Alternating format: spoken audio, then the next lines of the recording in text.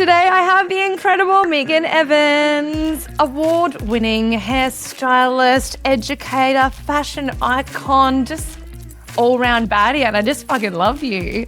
I've had Crohn's for 20-something years. I was so unwell. I think if I wasn't working in the salon at that stage, and I really, truly believe if I still had been in the salon, I'd be dead. You had a little bit of a different journey of leaving your husband. You're married to a beautiful woman. When I told Jason, he was very caring. Layden was so beautiful. I just said to him, your dad and I are going to break up because I'm gay. And he goes, yeah, I'm not surprised. I sat down with my mum one day in a car, the two of us, and I said, I need you to understand if you don't choose me, we can't have a relationship. So you either choose me or you choose him. That's the choice.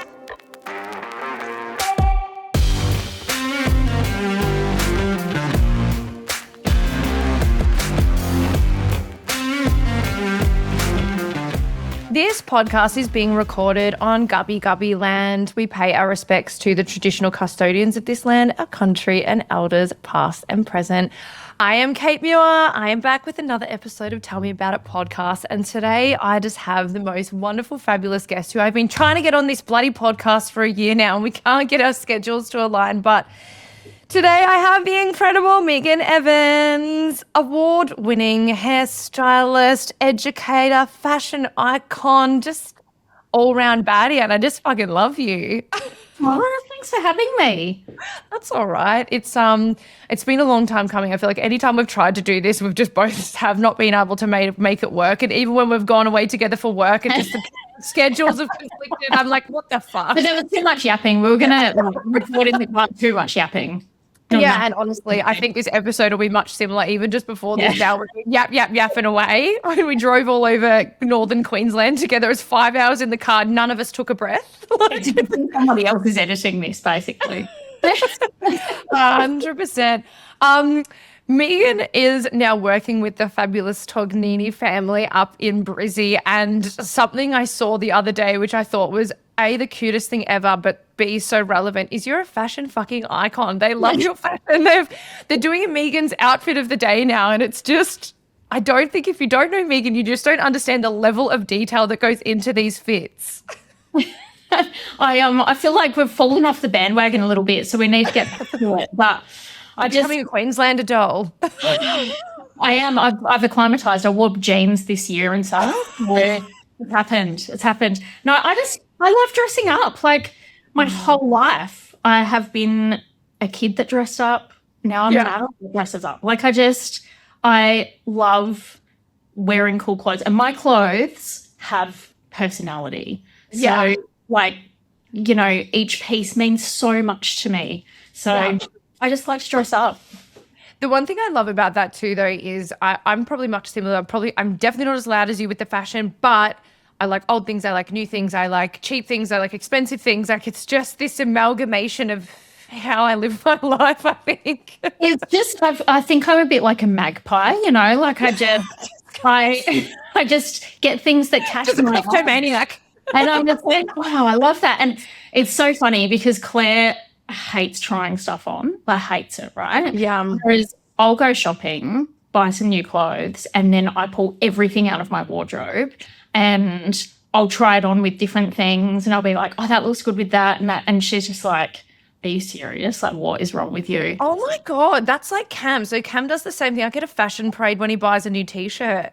I kind of love it though. Like it's so funny. It's so cute.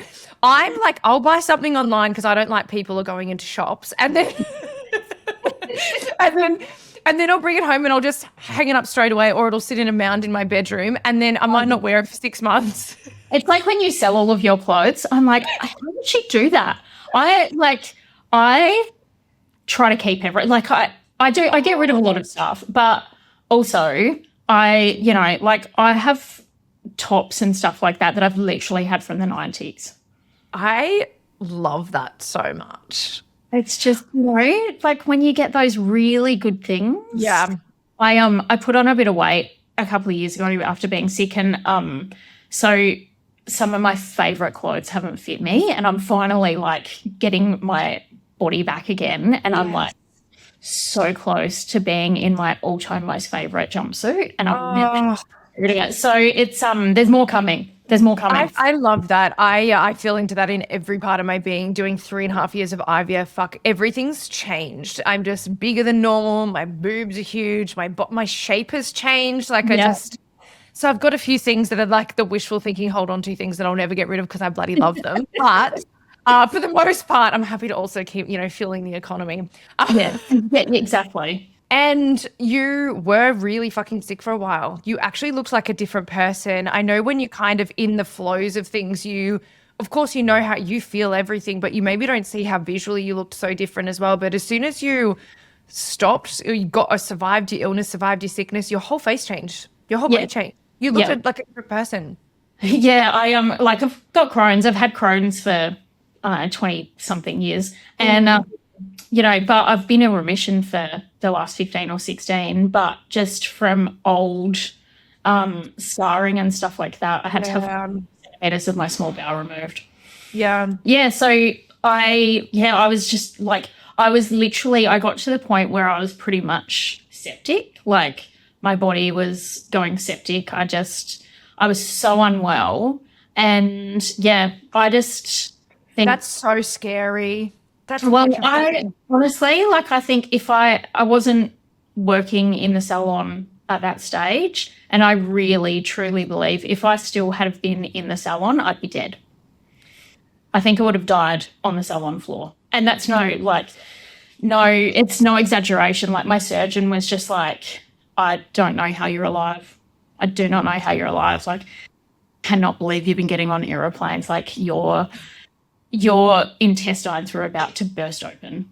And it's amazing how much as women we just power through everything, and as business owners we just get up and on with it. Yeah, absolutely. And, I guess like that kind of leads perfectly into one of my topics for today too, which is you found the love of your life. I did. But it's not the normal journey to love. No, not at all. Not at all. It was there because you have had the wildest 5 years. I have never met anyone who has done as much as you have. Like, I thought I did a lot and moved around a lot and changed things and met my person and did all these things, but you did that times 1,000. So yeah. So first of all, I have to say, probably 15 years ago or something, I came to Queensland for the first time, right? And I literally, when I walked out of the aeroplane door to the Gold Coast airport, I literally breathed in the air and I was like, I'm going to live here. And so I call it the knowing. So I have this, woo-woo sense about things, and I'm like, I know it. Like, I just, never in a million years did I think when I was married to a man for 25 years that it would be because I married a woman from the Gold Coast. Just going back there to what you said about the knowing, I did a podcast episode on this. When I was a child, we came up to the Gold Coast and we stayed in this resort. And I remember saying to my parents back then, because there was a girl at the pool and she was telling us about how she lived in the resort. And I was like, I want to live in a resort like this. How amazing would that be? And then here I am 16, 17, 20 years later, something like that, living in a resort in Queensland. And if I look at the photos of the resort to where I actually bought, they were almost twins of each other. Obviously, it wasn't Gold Coast. It was Sunny Coast for me. But like, that is the most incredible thing. I love that you just felt it. And even as a child, I knew. I was like, I'm going to live here one day. This is what I want to be in. Like, why the fuck would I want to live in crummy old Melbourne? Freezing cold. I miss the food and the life, but I don't miss Melbourne. Look, I miss the wineries. In Adelaide. Especially being from Adelaide. Yeah. But I mean, I can still buy wine. It's fine. Yeah. But yeah, it is so crazy. It's really interesting actually, because I know that you had Jess on recently. Yes. And so I worked with Jess for a very long time when I had my salon, and she's literally a life changer. Like, anyone who she was some of the best therapy I ever had. She's the best. She is the best. Even just her quotes better than some of my therapy sessions, Exactly. Well, she said to me one day, like, I want you to do a voice recording of your perfect life. And this was, you know, like way back when, like before I came out. And, you know, I was like, I work from home, I do this. Like at the time I was like, no, I work with Jason, my ex-husband. And then, you know, and literally like listed my whole day. And then one day I was sitting next to Claire, working next to her. We'd just been for a walk on the beach. And I was literally like, this is the day. Like, this is the day that I recorded all those years ago. That makes my heart so happy. Yeah. Literally so happy. Because I do perfect day with my clients too. And, you know, that was when I realized I needed to leave my ex-husband. I sat down, I'm like, I'm not happy. I hate this life. I'm married to an addict. This is not what I want for myself. I can't be myself. I can't be shiny. I can't talk about anything. I can't exist. I can't even walk in my house without getting yelled at for something. And I sat down and I wrote it down and I was like, my perfect life doesn't include my husband. Yeah. Yeah. But you had a little bit of a different journey of leaving your husband because I did. You're not now married to a man, you're married to a beautiful woman. I'm married to a beautiful woman. So I did not leave Jason for Claire. There was no, you know, like in the sort of like late in life lesbian realm, you know, there's a thing that we call a catalyst, which, you know, often, you know, someone's married to a man, they meet a woman or, you know, a person who is queer or whatever, and that's the thing that makes them realize that they're gay. That wasn't really my experience. So I think I had, over my life, I had certainly felt queer, but there was never really any space for me to explore that. I was a really young mum. I was 19 when I had Layden. 3 weeks after, or no, what was it? 4 months after I started going out with Jason, his dad suicided. So we were teenagers that were trauma bonded. You know, the chaos that. How old were you when you got with Jason? I was 17. Fuck. Yeah, 17. I'd known him for a couple of years before that. So it just, like, the thing is, I mean, Jason's a nice guy. Like, he's not a bad person, but certainly the trauma that rolls through a family after a suicide is pretty extreme. And, you know, you just become collateral damage after a little while. And especially how much of an empathetic person you are as well, where you just want to like cuddle everyone and make everybody feel good as well. Yeah, and I think as well, when there's a suicide in the family, there's a very real possibility that it'll happen again. It's contagious, you know? And yeah, it's like, it's contagious. And it was interesting after his dad died, about 3 of his friends did it as well. So, you know, that's one of the reasons why it doesn't get reported on a lot. And you'll see, you know, if someone famous takes their own life, sometimes it, you know, especially here in Australia, there's rules around reporting that. I know that to be true, especially through Rona. One of my best friends is a police officer and a first responder, and she's like, oh no, we've been to over 150 in about 5 months, but we can't tell anyone about it. Exactly. And like it's another thing. Yeah. The roll-on effect. So, you know, if you are going to say to someone, I'll leave you, obviously that triggers an emotional response. And I just didn't want that emotional response to me. And you know, I was threatened with that too, and that's why I stayed for as long as I did as well. Yeah. I was like, I can't carry this. I can't let that happen to this person that I've loved for so long, you know. Yeah. I think for me as well, like, you know, my son Layden, he has autism and intellectual impairment. So me changing his whole life would have affected him in a really potentially negative way. So I think he was 19 when I came out. Yeah. And just I think after COVID I was like, I just can't do this anymore. Yeah, I think everybody held a mirror up to themselves being like, fuck, is this all I have? Like, is this all I want? Like, is this it? Exactly. And, Yeah, so I was just like, and when I told Jason, he was very caring. Like, he was very caring, and then the reality of the situation sets in and all the rest of it. Layden was so beautiful. Like, I just said to him, mate, like, your dad and I are going to break up because I'm gay. And he goes, yeah, I'm not surprised. That's amazing. He just knows his mama. Just knows his mama. Exactly. My family weren't so great. I knew. Yes. So growing up, I have a gay auntie. So my dad's sister is gay. But I never knew that she was gay till I was about 13. And Mum and I were watching Mardi Gras one day. And Mum was like, oh, your auntie's gay. And I was like, what? But what about, her friend, whatever his name is? And he goes, well, they're gay too. And so my auntie lived with her partner my whole life, and I was made to believe that she was her friend. So in that moment, I knew it was not safe to be gay in my family. Yeah. And anyone from the outside looking in would never think that my parents are homophobic. And I can say my dad is not.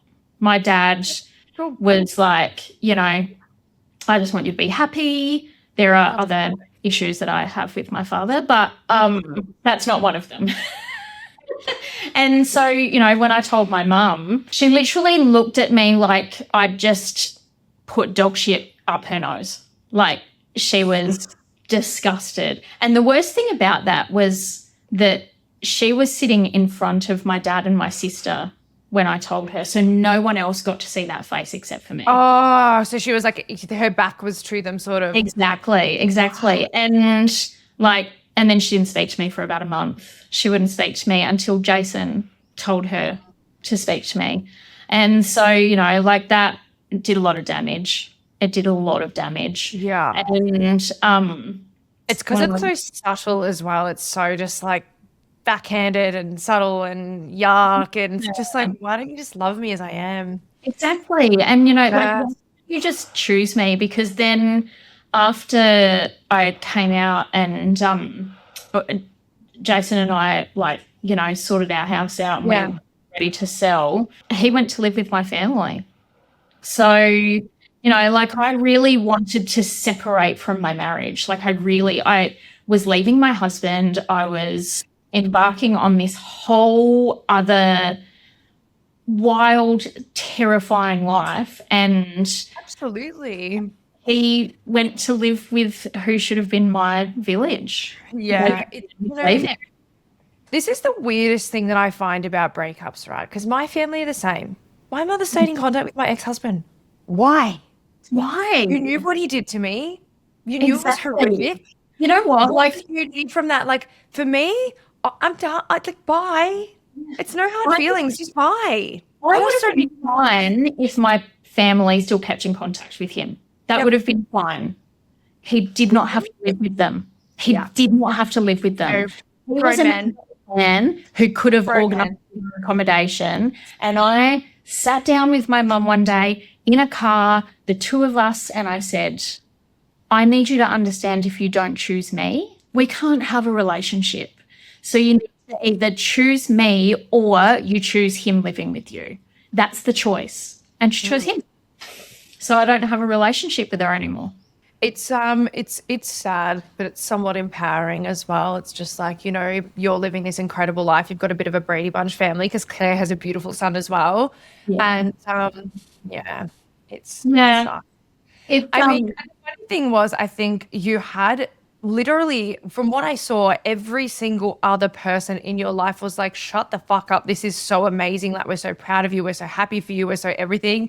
I remember you telling me over lunch, and I was like, what do you mean? You stayed married to a man for 19 years and you're fucking gay? I was like, Jesus. Well, I mean, the funniest thing about me telling you that day was the day after I started talking to Claire. So because that ran, I just, for context, I was invited to a wedding on Sunshine Coast. It was supposed to happen in the UK, but because of COVID, we went to the Sunshine Coast instead. Yep. And while I was on that trip, I was literally the only person at the wedding, the only person. I was there to do my beautiful friend Bethany's hair, and Claire liked my profile. She will tell everyone that it was the other way around. It is not true. That is so funny. Cam super liked me, so I get it.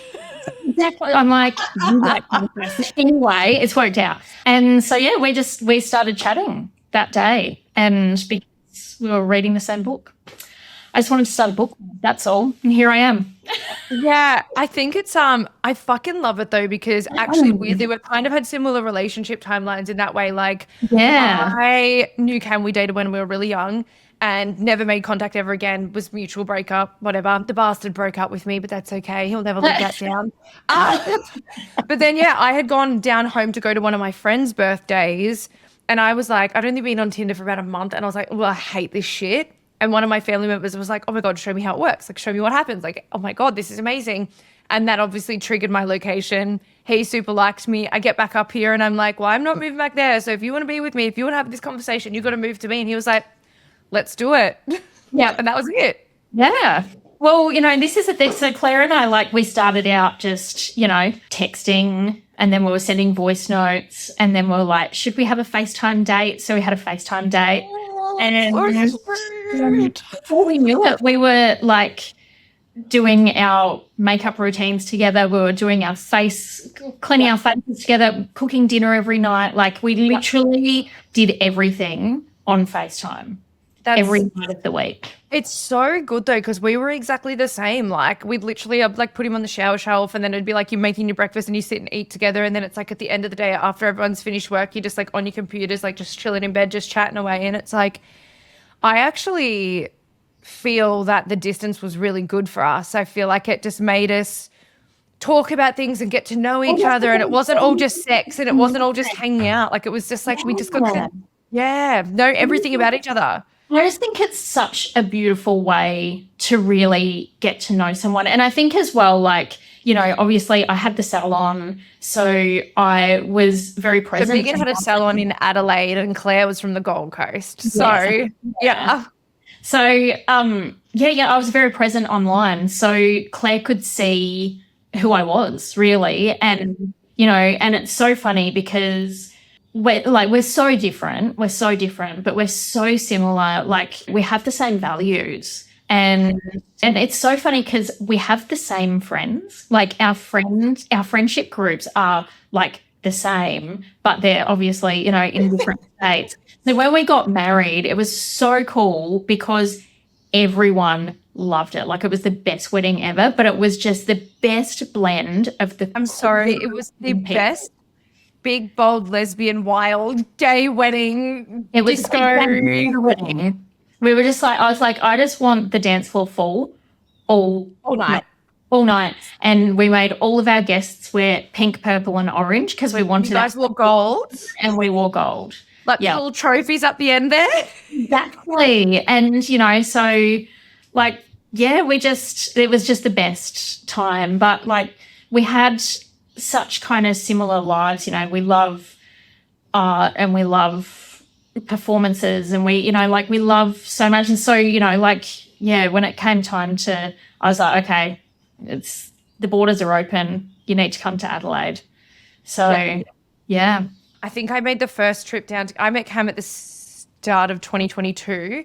And so I think I made the first trip down to him, and then we kind of alternated fortnights and stuff like that. I know that you were doing sort of where it was just every second weekend one of us would go the other way. And then, but yeah, you obviously had you had a lot more to deal with. You had to get rid of a salon. Cam had to get rid of a gym. Yeah. Well, I mean, the plan was not to get rid of the salon initially. Yes. So I spoke to. How long had you had your salon at that stage? I think I'd had it at that stage for about 12 years. Yeah, because you'd also moved into basically a salon that looked like you exploded in there. Well, about 3 weeks before COVID hit, I signed the lease for a salon that was 4 times the size of the salon that I had. So, like Scariest but most challenging thing ever. You're like, well, I've got to make it work now. So terrified. Like, literally, like my builder was like, "You're going to pay me, aren't you?" And I was like, "I hope so. I hope so. I hope that the world doesn't shut down and we can do this." We moved in there and like it was amazing. It's interesting, actually. I was sort of talking to Tognini crew this week, and I just sort of said to everyone, we did some training, and I was like, we really need to make special moments for our clients. Something that I did during COVID, which I think I did really well, was create a safe space for people. And that made my business grow. And, so I think with everything that's coming up at the moment, like if we create like a treatment ritual, or we do something that people can't get anywhere else because we make it individual. It's about them because they are the most important person in my my life at that moment. Yep. And, like your business will grow during tough times. So, so during COVID, like it was pretty hardcore. But, so I remember I called Louise May because she had a salon that she was in Melbourne. And she was living in Lake Mac. Like, how do you make it work? So she's like, do this, this, this. So I did all the things that she said, and I got it to a point where it was kind of good. And then I was like, okay, I'm going to do week on, week off, and it was working. And then that's a lot. That's a fucking lot. It was a lot. But in the time that I had off, I was able to create things that I never had the time to do before. So like my apprentice guide, I had like a salon handbook that was just like the in or salon Bible, and it was like if someone didn't know a policy, have a look in the handbook, like it's there. So it gave me the opportunity in my downtime to kind of create all of that stuff. But my manager at the time was like, I've got this. Go. You go to Queensland full time. So I went to Queensland full time and got sick, and it all turned to shit pretty quick. And then my manager left, and then I put the wrong person into management. Yeah. And look, we see it all the time, right? You see it all the time. You trust these people, you do everything, you pay them. I know you were profit sharing with this person. Yeah, well, that was the plan, but there was no profit.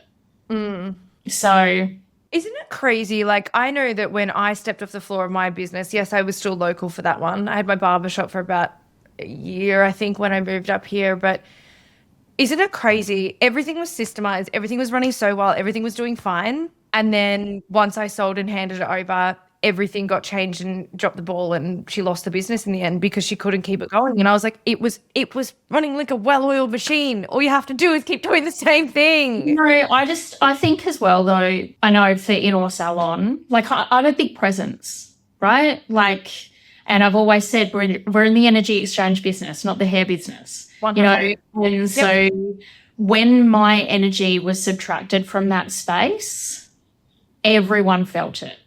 So clients felt it, team members felt it, and as much as I wanted in or salon to be in or salon, it wasn't. It was Megan.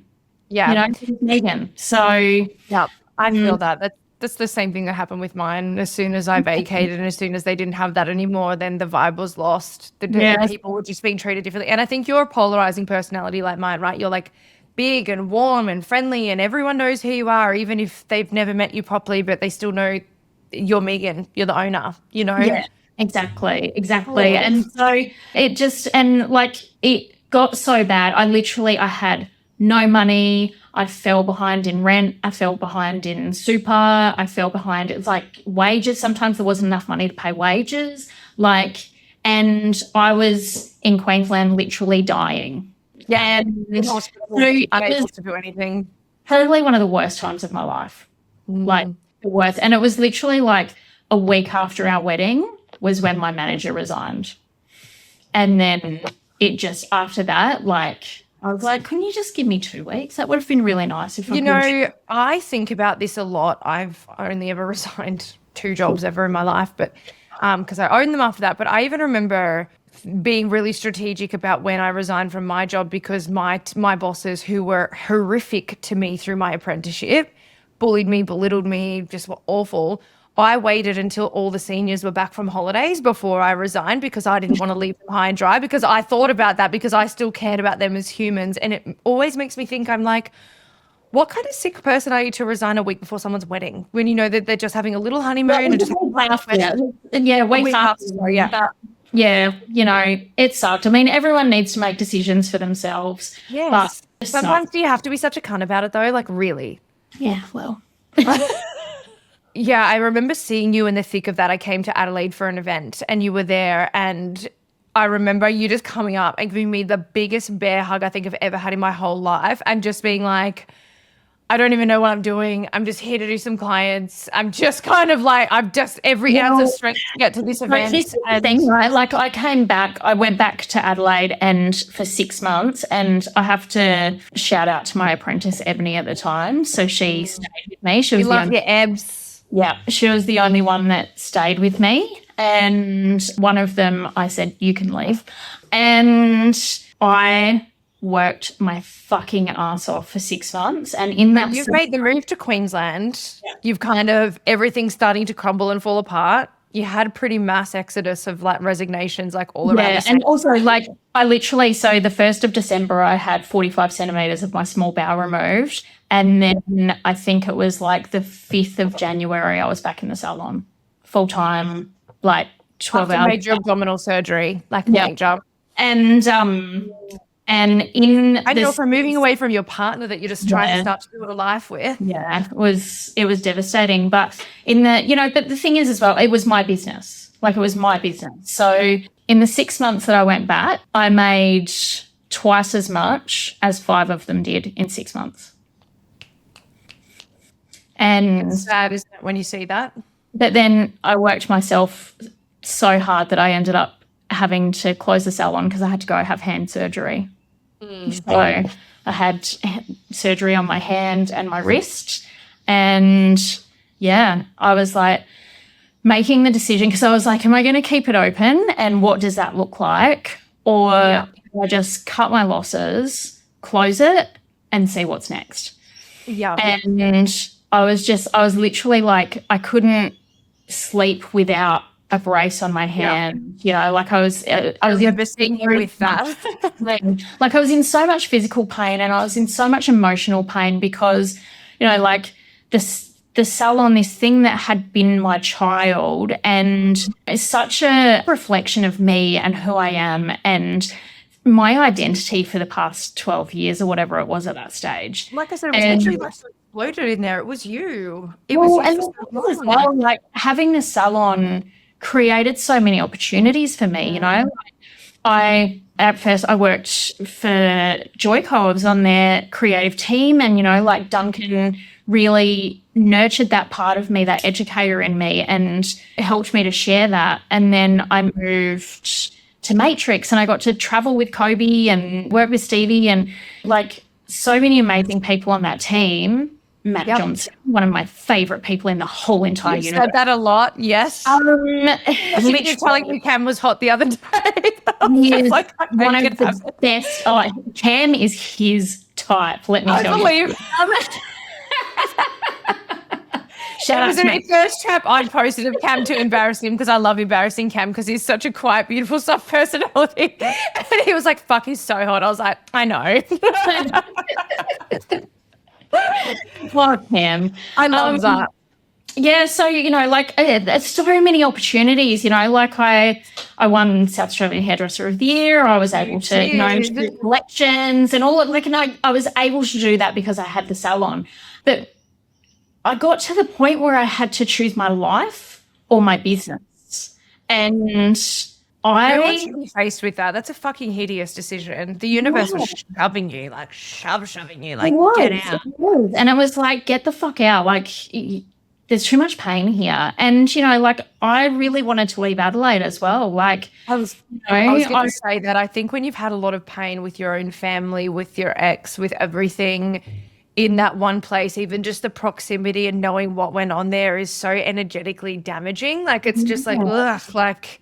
It was one to go. And so, I was like, that's it. So last day of financial year, I handed over the keys. Like Claire literally came in and she was selling cushions. She was like in the cellar. I can imagine her. I can imagine her. She's such a get shit done girl. I wouldn't have been able to do it without her. Like, honestly, like she helped so much, like so much. And so, yeah, so then I was just like, that's it. I've got to. I love those. When I've learned so much. Like, I've met Claire a number of times, but I've known so much about her through you. Like, I'm sure people feel like that about Cam. And I remember last year we were both away in Queensland. We had education together. We're like, fuck it, let's go together. This is going to be so fun. And I remember she rang you one day. She's like, I booked your car in at the mechanics. I've done this. I've done the gardening. I've whatever. And I'm like, what? It's fucking 8:30 in the morning. And I was like, I have never met someone who fits so much into a day. I mean, we always say, like, we like to suck the marrow out of life. Like, we do a lot. Like, we do a lot. We are not lazy people at all.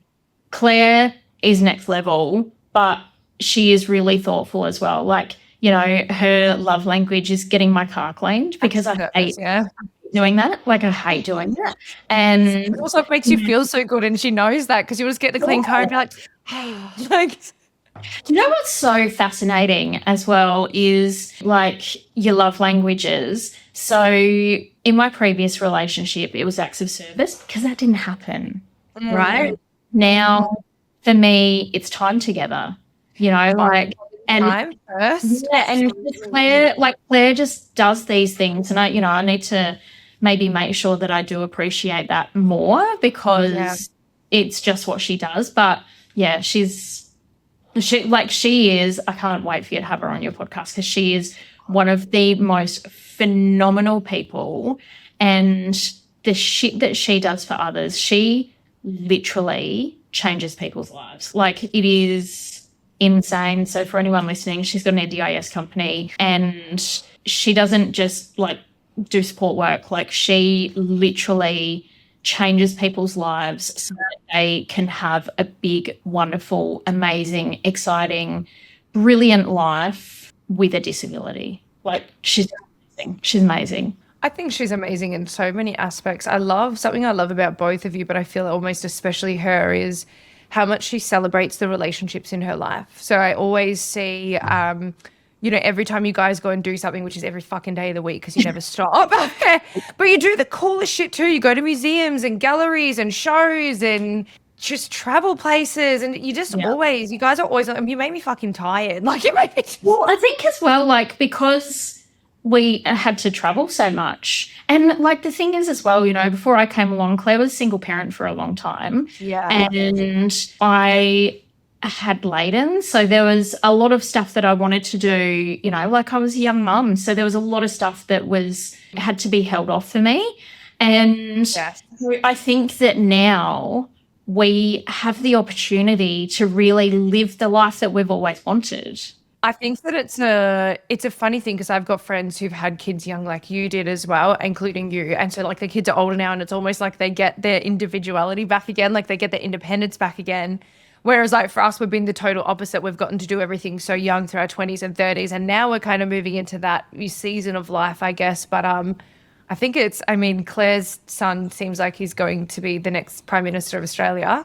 At freaking 18, 19, whatever he is now. Like, he's amazing. He is amazing. And he and I are really close. So it's really lovely. And he's amazing with Layden. And, you know, I think like Ethan's just very, you know, Claire, we have people with disabilities. So there's a lot of NDIS lived experience in our family, you know, on both sides. And so, you know, that's just really normal for Ethan. So, you know, like, he's amazing with Layden. Like, he really engages Layden, which I love. So, yeah. It's so nice. It's so nice. Yeah, I think just watching your relationship unfold, I mean, you were exactly like probably even more so than me and Cam, you just like all in, like 100% all in. I just knew he was my person when I met him. I know it was exactly the same thing for you. And going from being in this marriage to really like feeling so alone in that marriage, separating, announcing it to everybody, moving across the fucking country. I do feel like your health and everything was just a signal that you needed to just change something and get out of everything. It was really difficult watching you go through that. Absolutely. Really, Absolutely. really hard. I just think, you know, my health has gotten better and better, and I'm, you know, like, I'm pretty good now. Like, I'm pretty good. Very good. Yeah. You literally, yeah, like I said to you, just even like just from photos that we'd shared and stuff like that, I was like, you actually just look like a different person. I never thought you looked bad or sick or anything, but I know you always feel that in yourself anyway. But you literally, when I saw you, I was like, whoa, you look just like your colors come back and you look happy again. And you just, I don't know, you looked like you in your place with your person. I think like I am feeling so much more like myself. And I think that that's sort of, I've probably had a bit of a, I don't want to say depressive because I don't think I've been depressed, but I think this transitional period where I've gone from owning the salon, being the leader, you know, doing all of that. And, you know, I'm my own worst critic as well. Like my imposter is like pretty hectic. Like if I didn't ever listen to that voice, I think people would see a lot more of me. But you know, like I've been having EMDR to sort that out. One of my best friends is going through that and she said it's next level incredible as well. It's amazing. Like it's amazing. So after EMDR, I was like, after I think my first session, I was like, I want to work in a team again. And I was like, Tognani's. That's And so, you know, you're just like a piece of furniture and they're like, you've been there forever. Like you're just meant to be with that crew. And you can just see how much you all love each other. I love it so much. I love it so much. And, you know, it's interesting as well. Like, yes, I look the way I look, but I think my clientele were always, I always said, like, they're misfits. Like, I don't give a fuck what you look like. I don't care if you want to have grey hair, blonde hair, balayage, rainbow. I do not care. Like, I just want to do really good hair. And so I feel like the clients at Tognini's are very similar to the clients that I had at Inor. And and I just love it. I love working with Benny. He is just such a wonderfully... You've got a pretty fucking stellar haircut. I picked up on it as soon as I jumped on this call with you. I was like, what's going on here? This looks amazing. Like, you know what? I can fucking tell. This is my first Benny special. So he was like, are there any rules? And I was like, no, go for it. I love you would have been my favorite client. I was the same. I had such a just mismatch. I had like my Malibu Barbies and then I had like my older women, younger men, like just a whole mixed bag and just like whoever, whatever. I don't care. Well, I did a lot of wigs and stuff for some of our trans clients and things like that too. And I loved that work because it's so transformative. And I believe that inclusivity is inclusivity. It is not exclusive, right? Yeah. So every single person that sits in my chair, unless they're homophobic and racist, they are absolutely welcome. And especially if I have someone sit in my chair who maybe hasn't, you know, because the thing is as well, like when you're doing new clients, you have to come out every single appointment, right? So every person that sits in your chair, I'm telling them I've got a wife, right? So I'm like, how is this person going to experience that? And I think that that's something that straight people don't understand so much. And it's certainly not something that I understood until I came out. And like you're literally coming out all day, every day. And so for a second, because you've actually experienced some pretty fucking gnarly homophobia, not only of late when you were voting, when you were walking out of a restaurant a few weeks ago, like, it makes me feel really sick. And I don't understand it because it's never happened to me, but it does make me really angry. It makes me really fucking angry. You know what? Like, I think with everything that's going on in the world, and, you know, it was one of Pauline Hanson's mates that called us the F slur when we were going to vote, just because we were holding hands. We were out to dinner with some friends of ours, and these two men walked into the restaurant up to our table and said, "You fucking dykes," and then walked out of the restaurant. Like, they literally made the trip into the restaurant to come and be homophobic fuckwits, and then they walked out. We had another one the other day down at Burleigh. This young man.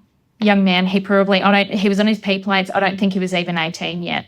Yeah. And he was screaming, "I hate women."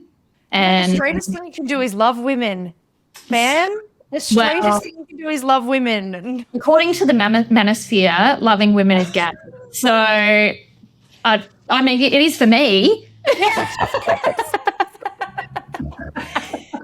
Don't even get me started on the manosphere. I have deeply angered the manosphere. We have not watched it because we have not watched Louis Theroux because I'm not I have to take a breather from it. I actually have to physically get up. Like walk away in the middle of it. Cam's like, "Are you all right?" I'm like, "No." Long story of it, no, I'm not. Seriously, I'm so embarrassed for these closeted little... Do you know, I think the good thing is, look, I think Louis is such a great interviewer in the way he kind of doesn't say anything which makes them stew in what they've said, and then they kind of sit there and you can almost watch them like processing their information, like their heads exploding. But I also think they could have been a little bit more maybe there could have been some more done with it rather than just giving these people a platform, which I think in the essence of it was that like he didn't really give them a platform and actually made people hate them more. But I think they could have been a little bit more done with it. But I love his interview style of just like, you just said X, Y, Z, and just like kind of putting it back to them. And then they just sit there and then they're like, hang on, what have I just said? And then their mummy walks in the room. So, like, this is the thing though, like, I just think especially we have a lot of trans friends and, like really important people in our lives who are all doing incredible things for one of them, for the country, like, works in high level energy, then like they're just doing amazing fucking things. And for a person to be reduced down to their gender identification is ridiculous. Like, it is ridiculous. And I just don't understand why people care. Why do they care? Exactly. Like, why is it like, have you got feelings towards this? Are you maybe closeted? Like, why is this upsetting you so much? Like, what is that about? Because for me, I'm like, a person is a person. Yeah. I think it's one of those things. It's a little bit like when people say, "Oh, I don't see colour," sometimes it reduces the experience for that person of colour. And I just think, like, people need to get activated about this shit. Like, be a fucking good ally. Be a good ally. Stand up against anti-trans bullshit. Stand up against homophobia, all of that kind of stuff. Like, show the people in your life that you will not stand for their bigoted bullshit. Yeah. And, I just think that shit will make the world a better place. Mm-hmm. And, I've definitely never been someone who shies away from getting a bit lippy. Same. It often gets me in trouble. We're Aquarians. Oh, yeah. Don't let me. It was a good time because I will. Even Cam said to me the other day after I'd shared that podcast about masculine, feminine energy and like how great our relationship is and like healthy male energy and healthy females and whatever. And he was standing in the ensuite and like I was in bed and you could see that, like I can see him from in bed. And he was going, "I just don't know why people get so upset with this, because you're right, but also if it's not about them, why are they upset about it?" Like, the only people getting upset is it's the people that it's about. Exactly. It's weird. Like the whole, I don't know, bigotry. People also say to him that he's like, and people also say things like, "Oh, he must be so embarrassed of you," and things like that. And Cam's like, "What?" He's like, "People want to come at you, you'll throw down." You're like, and he's also like, "I love it." He's like, "I think you're amazing." I'm like, he's like, ridiculous. You. Thanks for this. If it's him and me in a punch on, I'm hitting first, probably. Like, I think that's the thing. I think it's like, I just think about people and how much pain they must be in to be so fucking horrible to people. Like, when I was like that, and don't get me wrong, like there was a stage where I was fucking awful to people, and it was when I was internally dying. Yeah.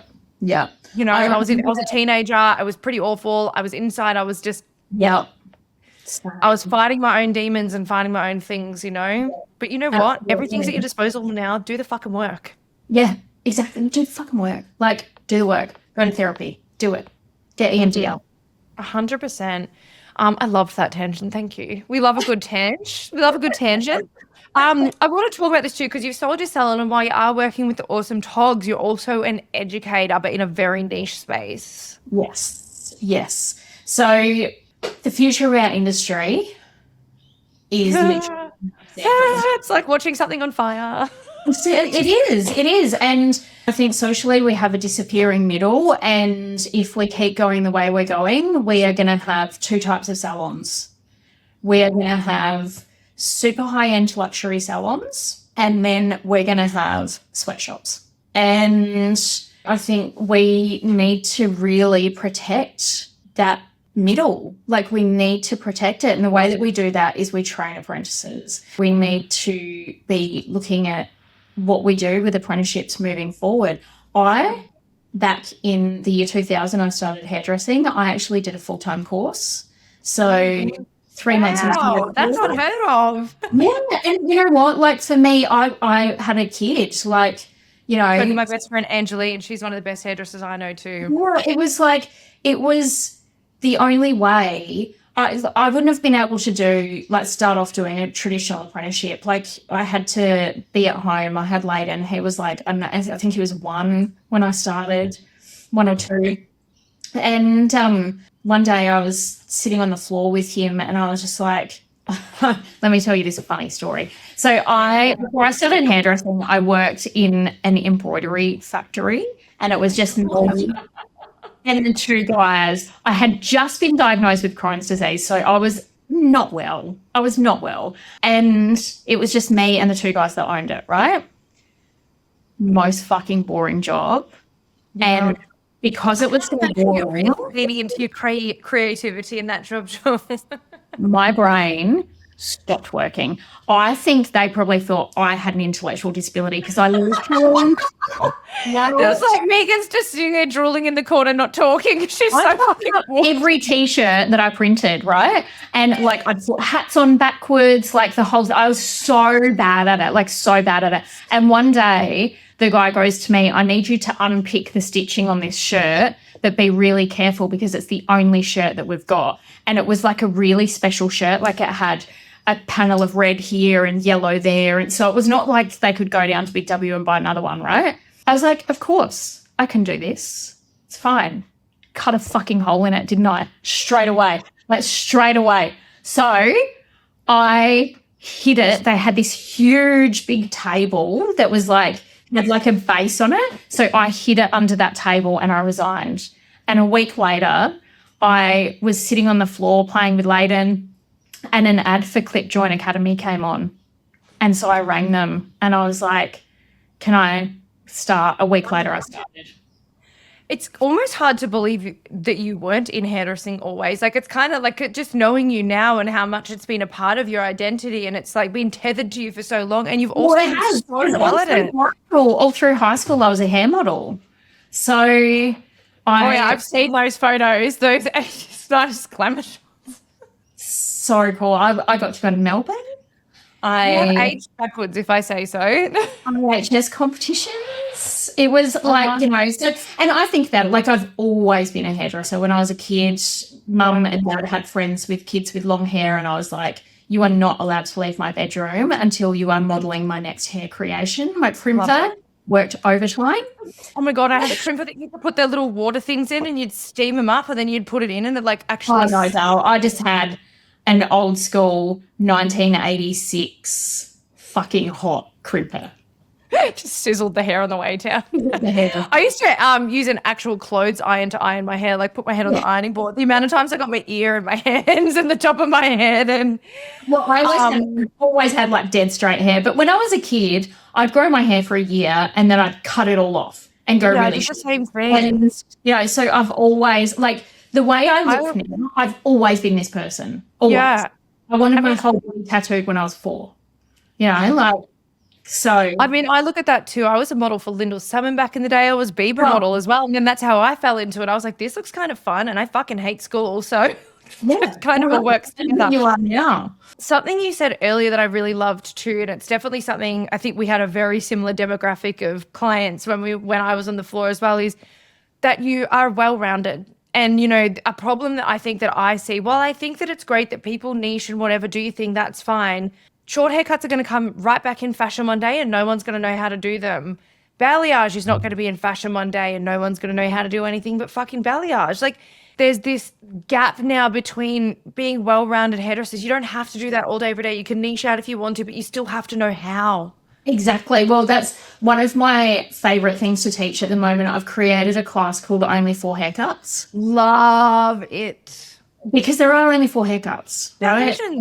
You know, so it's about how we marry them all together. But what I do in that class is I actually teach people how to look at a 2D photo that our clients, because our clients bring us 2D photos and we forget as hairdressers, we cut in 3D. And so we need to know elevation, projection, you know, like distribution, all of those things. We need to understand those things so that we can give our clients what they want. So if you can break down a picture and draw that picture, you can cut it.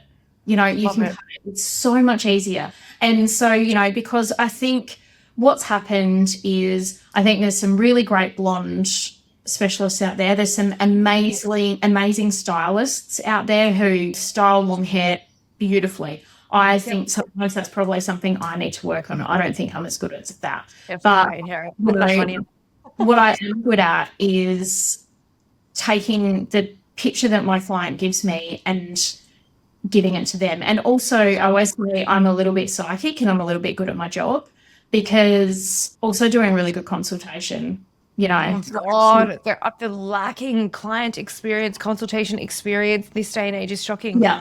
When I was an apprentice, nobody's selling products anymore. No one's talking about problems and routine and giving their clients life skills, like skills that help their day. It's just the thing is as well, like, you know, I mean, I'm going down to Adelaide on the weekend to do 3 days of my old clients, you know, because like it's more than just hair. Like we know each other intimately, you know. Some of them I've been doing their hair for 25 years. I've done all of their family's hair, you know, all the rest of it. But the thing is that I've always given them a really good consultation. I understand what they need. I understand their lifestyle, all that kind of stuff. And so by asking them the right questions, I can give them the answers. And so, yeah, so that's my my current favorite thing to teach is Only 4 Haircuts. Because I think if we can get hairdressers to really understand shape, then you can really do anything. So this is one of the things that we used to do as well. Most people I find now from feedback that I hear is that everybody puts them straight into colour, not us. Cutting first, design second, and then doing all of your colouring and stuff after. I feel, my opinion, people are doing colour first and they're burning out, then they're getting bored with cutting and they're just skimming over it to get it done.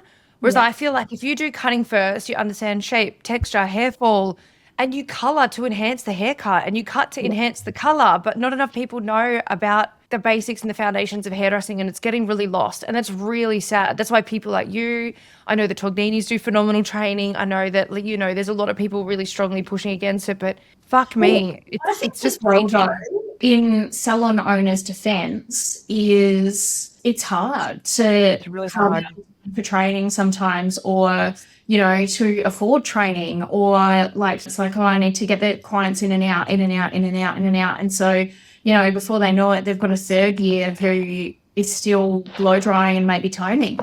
And so I think what I want to kind of do with my apprentice training, and I have a salon in Brisbane that I work one-on-one with, so I go up there fortnightly now. And we love you, Beck. Yeah, absolutely. Like mutual client vibes. I love that. So much gratitude, like, because, you know, I love that I get to go in there and help Beck, you know. And there's been situations recently where she's like rung me, she's like, I need advice immediately, and I will answer the phone as often as I can to her. But also, you know, she's got an apprentice there who, like, literally, I'm like, she's going to be signed off in a year. She started, I think, March this year or last year or something, you know, but she's not even in her second year yet, and she's doing so much. And so I think, like, not all salons are going to be wanting their juniors on the floor ASAP. Wow, and that's nice. But for the salons that want to get their apprentices on the floor, they need structure. And so, because that's always been my thing. Like, I want my apprentices to make me some money. So Yeah, I think it gets them used to working towards KPIs. I think it gets them used to being able to run a column on their own. And I think if you're waiting 3-4 years for them to start really seeing their own clients and doing all of that, you're really doing them a massive disservice, but also a disservice to your business. yeah. And I just think as well, like, young people now, they're different. Like, they want to constant dopamine, walk, you know, and constant things going on. Yeah, Always exactly. constantly being fed something. We need to be keeping them stimulated and, you know, and doing and learning and growing, like, because gone are the days that you sweep for 2 years. Like, gone are the days. We have to completely change the way that we do it. So it's like, maybe we do full-time courses, or you know, like, get people in a group learning all the theory, get it done, then get on the floor. You know, because to me, because I'm getting my ADHD diagnosis next month, FYI. Yeah. Oh my God, life changing. I'm changing my medication at the moment, so I'm a bit woo-woo, but but you know, like, I wanted to be a hairdresser. Like, I wanted to get on the floor, and so the way that I did my course, I did all of my theory. Then someone offered me a job 3 months into my course because I looked like a hairdresser. And you do. You've always looked like a hairdresser. Back in the 2000s, that's what we did. Like, we looked like hairdressers. Oh my God, my boss remember he cut my hair off into like a little mohawky mullet thing, when not too dissimilar to what you've got actually. It was like my second week, and I was like, bye hair. And it was a 5V with extra V in it. Just, you know, so 2000s. I started with like the Uma Thurman fringe bob. Yep. And then, like, but went full asymmetric. So it was like, so I had an asymmetric blunt fringe at one stage, and it was cherry red, and the whole rest of my hair was a bob, and it was black. You can imagine how horrible I looked. Red is not my color. I think there's a real thing that's happening now too, and you know, I see this in my own nephews and things like that are teenagers as well. Is like, they need, like, there's no just commitment to see things through. There's no starting something and seeing it through. It's just, oh, I'm bored now, moving to the next thing. We're at 40% completion rate, right? Like, I think it's 40% completion rate. We're already, I think, about 30 to 50% down on what we need to grow. And so I think looking at the education package is good, but the way that we deliver it needs to be. Oh, and you know, I've talked to Gareth and everything about this, about the changes that they're making, and we're seeing it everywhere. There's just kind of, they're not listening to the employers and they're not listening to the business owners. Yeah. And it's really hard. And there's less and less incentive to do it now. The wages are astronomical. Yeah. And, you know, you've got to also pay every expense. Fuck me, when I was an apprentice, I paid for my own trade school. I did trade school on my day off, so I still had to work 5 other days. Yeah, I had compulsory unpaid training. Every Tuesday morning, 9 to 12 on my fucking day off, every week. Yeah. And we had to find models, and we had to do everything. And if we weren't, we never hear the end of it pretty much. But I think that there's change in that area is really good. It's positive for sure. One of the things that I want, and as a business owner, there was times where I paid my own way to go and do shows for companies because I loved it. I was learning, and it's my career, right? Awesome. It's my career. So I want young people to really understand that every little bit of work that they put in is not for their boss. It is not for their boss. It is for them. It is growing clientele. It is about learning consultations, learning haircuts, doing education, participating in education, going to hair shows, like doing that, like investing. I remember that too. Like, at the end of the day, like, look, that is one thing I'll say about where I did my apprenticeship. We were extremely well trained. It was compulsory. We were trained at everything. They were a really good salon in that regard. But I put myself through night school to do my diploma of makeup. I also went and did all the Sharon Blaine courses because they did a lot of hair ups and that sort of stuff, and I wanted to get better at that, and also like that avant-garde style stuff. Like, that was all things that were at my expense. And I'm talking, I was earning $400 a week, then my rent was like $90. Yes. You know, like you just made it work. You just made it work. Back in the day, I didn't even have a computer at my house. My sister had the internet, the dial-up internet. So I went to her house and I found hairdressing pages, and I used to print out how-tos, and I made all my own textbooks. And I'm like, I'm so mad. I'm not fucking mad. But I'm a hairdresser, so I'm a cool mad. 100%. I'm a cool mom. But like, this is the thing, like, you know, I just wanted to learn all of that stuff, and I'm really good at it. And I never want someone to sit in my chair and feel like they're not good enough or their hair's not good enough because I don't know how to do something. And so, like, I just think it's so important that we start to teach haircutting. And also it's really important for salon owners to recognise where they need education, right? Yeah. Because I think what we've had is, you know, a couple of generations of hairdressers who aren't cutting hair, and then they're buying salons, and then they're taking on apprentices, and they're not able to teach them how to cut hair. And so it's like you need to upskill yourself so that then you can share that. And because every single one of us in this industry has a responsibility to the hairdressing industry to keep it going. Yep. And, you know, and so it's not just up to the kids. Like, it's not just up to the young people. It's up to us as business owners, as educators, to do as much as we can. I think it's something that really saddens me is I just feel like a lot of up-and-comers just aren't hungry. They're just not hungry for it. I don't know where that comes from. I don't know whether that's they think maybe it's not a great career, or it's not giving them enough money straight away, or it's not whatever, but like, hairdressing has opened every door for me. I think it's a fucking incredible career, but you can also get out of it what you put into it. Yeah. I was the same as you. I flew myself to fucking New York to do Fashion Week for free for a woman who's buying her stuff, Chanel handbags as a gift. I, flew myself everywhere to do all the things because I wanted to be immersed in it. I wanted to be amongst it. I wanted to do all the things to get the most out of that career. And then from that, I've barely had to do any marketing for my coaching business, and I've done all these other things that have come from it. And it's just this like... I just think, like, the thing is, and I think given where the world's going at the moment, I feel like influencers that are buying fucking Birkins and shit, like, like, fuck off. No one cares. Yeah. They're an old lady handbag. I'm not about it. Sorry. No. I'm trying to put it on the table. Okay, so shut up. But I think that influencer space has really kind of done young people a disservice because it makes it like you can get everything in life from posting a picture, and it's not true. It's not true. It's all the work that goes in behind the scenes to make that happen, the hustling to contact companies and to get yourself in front of something. Like, it doesn't come easy, and it can be fun, but it doesn't come easy. The dishonesty in a lot of those things is what really icks me as well. I remember getting on a plane. I think I was going to Perth or something. I can't remember. It was a longer flight. And this girl in front of me sat down in the business class seat and I was sitting behind her, took a photo and got up and walked back to economy. I wish I had have recorded that. And it was so funny. And then I was standing next to her at the baggage and I thought, oh, sis. Yeah.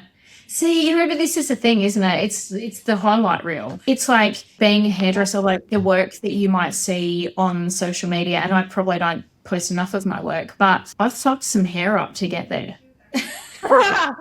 I snapped my best friend Becky's crown off. Snapped it off. It was about this short.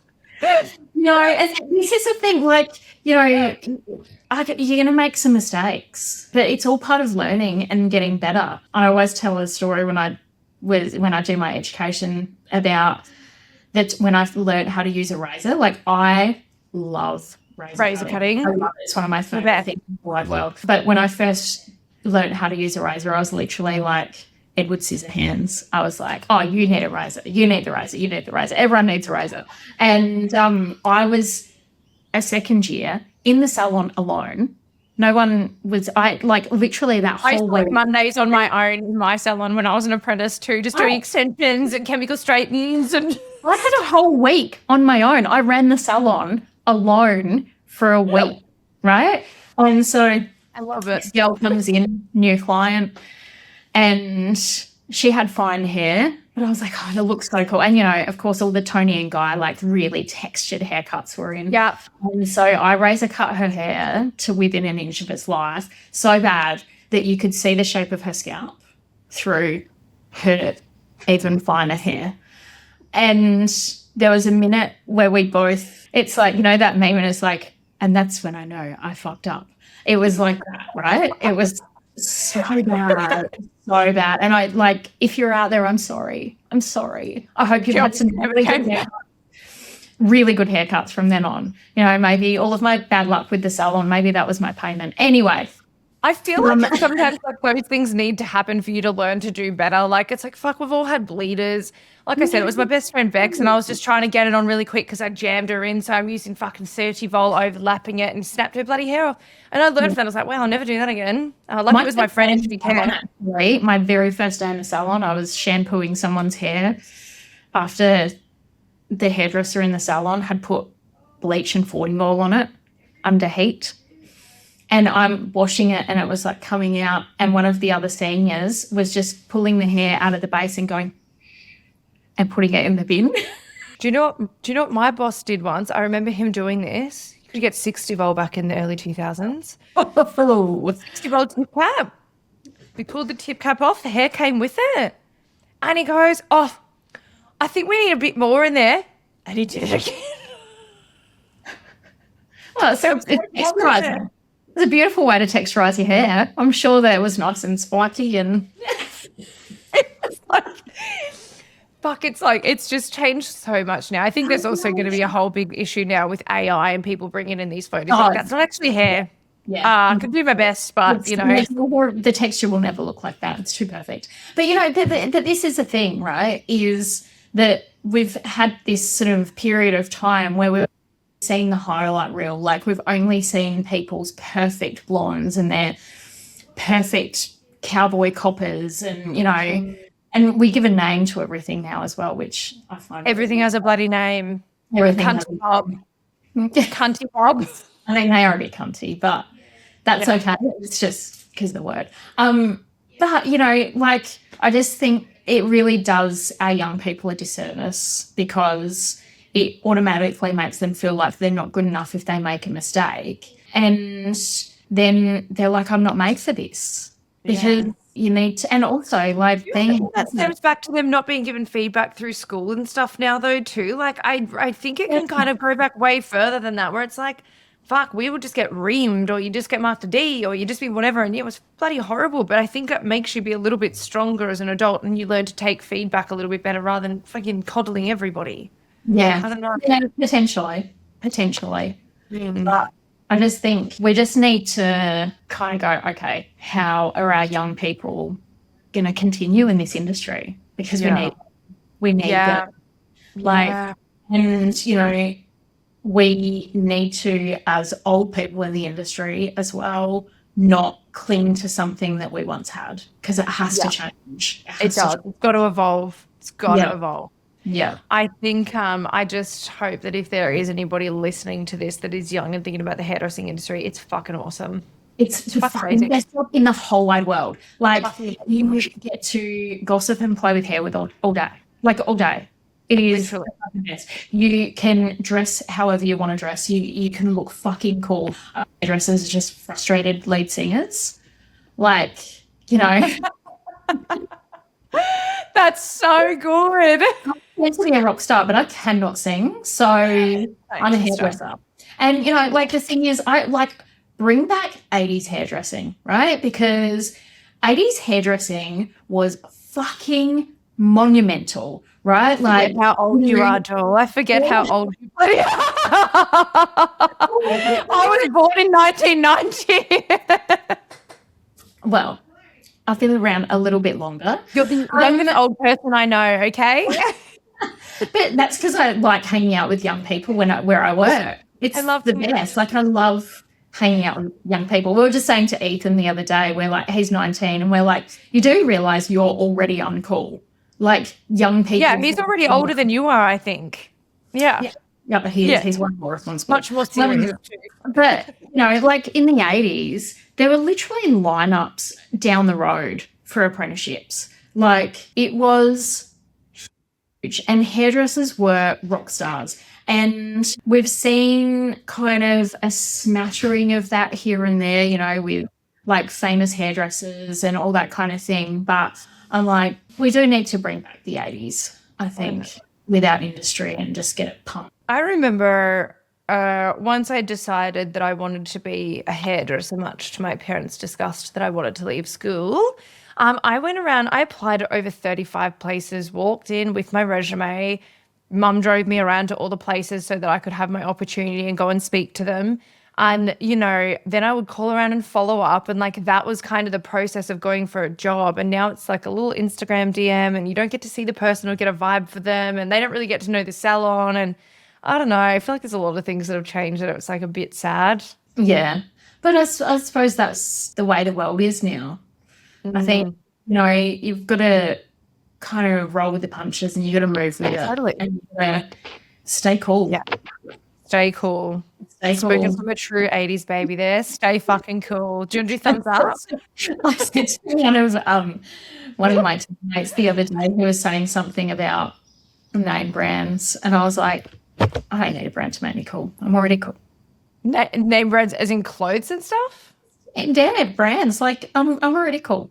Well, it's funny when you look at brands like that. So if you look at your Gucci's and your things, probably more your Gucci and your Louis and those sorts of brands, like they don't market to wealthy people. They market to poor people who want to look wealthy. That's all they're marketing. Aspirational. But, you know, like that's what I always said to, and I still do say to young hairdressers, I'm like, look aspirational. Whatever your client sees is what they're going to want, right? So you want your salon to look as like, I want to be in that space. I want that person to do my hair. Because of the way that I look, that's actually something that has quite often grown my column. Like when I worked in shopping centres back in the day, people would stop because of how I looked and they'd come in and say, can you do my hair? It's funny. I love that too because I was the same. I mean, I changed my hair color more than I changed my underwear when I had a salon because I could, especially when I started doing all the creative color work and those sorts of things too. And it was the same thing. People would walk in that had been blonde and boring like I am now, and they'd be like, oh, there's like a mint green. Can you just do like a section, or can you just do a fringe, or can you just do this? And it's like their own adaptation of that, but it pushed them to be a little bit more creative. Exactly. And I think sometimes as well, like you might have clients that never do that stuff, that they come to you because you do, you know. Yeah. So it's like, make your hair look good. Like, make your hair look good. And dress well. Dress well. Like, you don't have to. I saw, as a TikToker, I don't know what their name is, but they work in activewear. Ew. That's only acceptable in a gym. Ew. I just, like, I don't know. No, That's me showing my age, but I know I've got a story about that. I paid $3,000 for a makeup artist for me and my 4 staff for a photo shoot, like a staff group, when I had my salon many, many years ago. And you work that out, that makeup artist is charging a few $100 per face. And that's fine. It was also the hire of the space for the photo shoot, but it was a lot. And she rocked up sweaty after just going to Pilates. And I remember saying to one of my staff afterwards, I was like, I'm never going back to her again. Ever. Yep. Ever. What, you didn't have the decency of a fucking shower? Really? Her hair was stringy and she just didn't look the bit. And I thought, I'm judging you, babe. I'm judging you pretty bloody hard. The thing is, I'm paying you to make me look my best. Yep. Why don't you want to look your best? Like, why are you looking so sloppy? Like, I also think now too, like this, like, I don't know what it was like for you back in the 80s. But I know that when I did my apprenticeship too, there was literally like Kmart and Cotton On was like the only places that you could get clothes that weren't hella expensive. They were also like basic slacks and t-shirts. Now, I mean, I'm wearing a $40 dress. Do you know what I mean? And I look cool. And like you wear all sorts of things and you don't spend a lot of money on some of your things. And like there's so many options now. You actually don't need to spend a lot to look very good. Yeah. And I'm a massive op shopper. Like I love op shopping. And I've just discovered Depop. I don't know what I've been doing. Oh my God, where have you been hiding? Well, it's probably a good thing it's taken me this long. She would just buy the whole of Depop. Claire's just going to be like, another package. Another one. Cam just laughs now because he brings them in from the letterbox for me and he's like, what's this one? Well, this is the thing. I'm like, oh, I don't remember what I ordered. But like there are so many options. And I just think, like just look the part. Like people are paying you. Look good, feel good. So that you can make them look and feel their best. So it's like, going back to what I was saying about creating special moments for your clients in the salon. Yep. Like I came to work looking really good today for you. And that stuff for me, like whatever's going on in my life, I kind of leave it at the door and I come into work and that is my safe space. Like that is my safe space. That is my place to get away from anything that's going on in life, because the person sitting in my chair they've probably got 1,000 things going on and they may not trauma dump. I don't know if actually I've got a Cert 4 in community counselling. Dude, that makes sense. Yeah, because, like been through a lot in my life. But also I think we do hear a lot. And so it's really important to be able to kind of hold space for our clients, but also be able to kind of disconnect from that. 100%. The disconnect is really hard, especially if you've had a heavy appointment. I do ho'oponopono or something like that to cut the energetic cord, Exactly. I've been known to go outside and lay down. I used to make my staff go out to the car park and do a bit of shake the energy out. Exactly. I used to do Reiki in the doorway and I called it my dickhead shield. And so, if anyone came out, if they were the vibe, they'd bounce out really quickly. I love that. Really quickly. Fucking good. But this is the thing, like we're creating a space for our clients to come and feel safe and happy, and in turn they pay us. So the more that we can do that, the more money we make. I love it. It's a no-brainer. I love it. It's so good. And I think that it's going back to your point there, it's true. It's like dress and be who you want to attract, right? So if you want, this is just an easy example, if you want wags are put together, dress like a wag, make a wag safe environment. If you want weird, wonderful people like what you look like what my clients were, be that, be cool, be weird, have your weird little quirks and your weird things, but be what you want to be what you want to attract. Yeah. So my best clients, I had one of my clients, Susie, she was just so special. Her and Deirdre, I need to give them both a shout out. So when I came out, obviously my mum was not very accepting, and they were two of my clients, middle-aged, blonde bobs, very straight. Country bobs? Not country bobs. Beautiful bobs. Beautiful bobs. But they were the ones that hugged me and gave me the mum hug, and they told me they loved me. And so it's like those women didn't look anything like I look, but we had created a really special connection. And so, unfortunately when I left, they left too, because they didn't get that anymore. But they gave me more than I ever gave them. Yeah. So yeah, it's about connecting with people, and I think it's really important. Yeah. The way that we look actually is something that helps us connect with people. The way we present in all ways, in our energy and our everything, it's so important. Fuck, I know, God, there's days where you just want to go and you're like, fuck, I really don't want to talk to anyone. I really just feel low, but you've got to just dial it up, turn it on, go to work, get on with it. It's good. It's important to show your clients. As well, you spend so much time with your teammates, bring the vibe. Don't 100%. Don't be on cloud around your team. Yep. It's shit. Yep. So shit. You can have a bad day, but talk about it. Don't just walk around the salon being moody. Talk about it, work it out, and move on. I 100% agree. I fucking loved this. I just think you're so amazing. And there's so many facets to you, and just different edges and different sides to you. But all around, you're just an Aquarian baddie, just a bit rebellious, just a bit whatever. And we love to see it. Thank you so much for sharing just everything. There it is. Thanks for having me, but thanks for just being such a great friend. I really love that, I've met all of these wonderful people, and you're top of the pile, my friend. stop. It's a nice view from the top. No, I appreciate that too. I've leaned on you a lot in the last, however long as well. And I just think I love you and Claire. I love what you're doing. I hate that you live 2 fucking hours from me, you bitches. Hurry up and move to Brizzy. Next time Yeah, I think that when you step into your soul purpose and you find who you are and you live where you are, your people kind of come along with that. Like, I think I've got the most incredible friends in my life now. And you're also one of those people that, like, although we send shit memes and weird things to each other every single day, you're one of those people that I'm like, I catch up like no time has gone by every time we talk to each other and every time we hang out. Yeah, exactly. Can we tell everyone what our Instagram group's called? Oh my God.